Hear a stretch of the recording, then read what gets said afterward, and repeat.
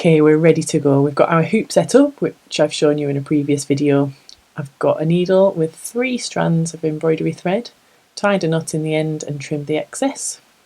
Now I've actually got a little bit too much thread here, as you can see it goes off camera. So what I'm going to do is I'm just going to pull that end so it's doubled over a little way.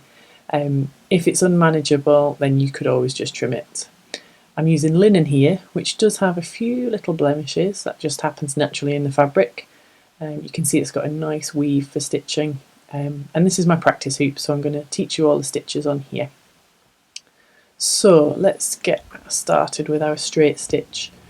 Bring your needle up through the fabric, and you can see that I've pulled it right close to the fabric, but not too tightly, so the fabric hasn't moved in any way. It's not pulling it. And I'm just going to push the needle back through in a nice straight line. Not too tightly, we don't want the fabric to pull, but I'm just going to check that anyway. That looks good. There we are, a straight stitch. So you can do a series of these on your design.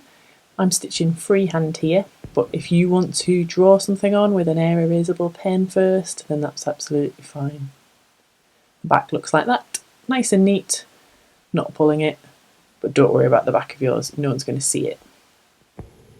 So for now I'm just going to freestyle a little bit and stitch a little pattern with these lovely straight stitches just to show you how versatile it can be. Which for a simple stitch, which like a lot of the embroidery stitches are, you can do a lot with them even though they're really simple. So I'm trying to keep them all the same. You see that they look very similar on the back where I've gone through. Just pull that there, check the tension of the fabric again. Don't pull it too tightly that it's misshapen. But there we have it.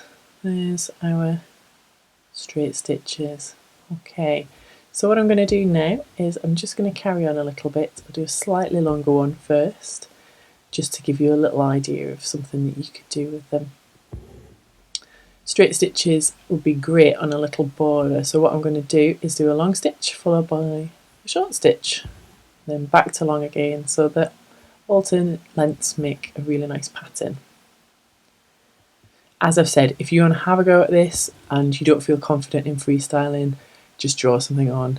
If you haven't got an air erasable pen, you could just use a faint pencil. You know, we don't have to worry about that for now. This is just a practice hoop, it's just to give it a go. There we are. So to finish off, I use knots. Some people would kind of frown upon that, but this works for me, so that's what I'm going to do. So I'm going to bring my needle around the back of there. Notice I've got hold of the end of the thread. I'm going to make a loop, put my finger on and pull, and then you can see that the knot's gone really close to the fabric there. I'm going to do the same again just for extra strength. Just be really careful that you're not pulling too tightly because you don't want to pull your design out of shape. I've got the thread really close to the bottom of the fabric, close to the first knot. Give it a little wiggle, just nice and gently, and you can see there that the knot's right at the bottom, right next to the back.